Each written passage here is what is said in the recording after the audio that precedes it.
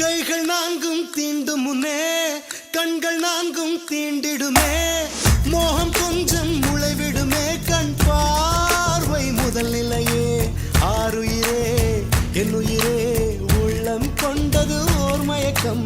இன்னுயிரே காதலில் இரண்டாம் நிலைதான் பால் மயக்கம். தீண்டும் நேசம் தொடங்கியதோ, இது காதலில் மூன்றாம் படிநிலையோ. என் உடல் வழி அமிர்தம் வழிகிறதோ, என் உயிர் மட்டும் புதுவித வழி கண்டதோ.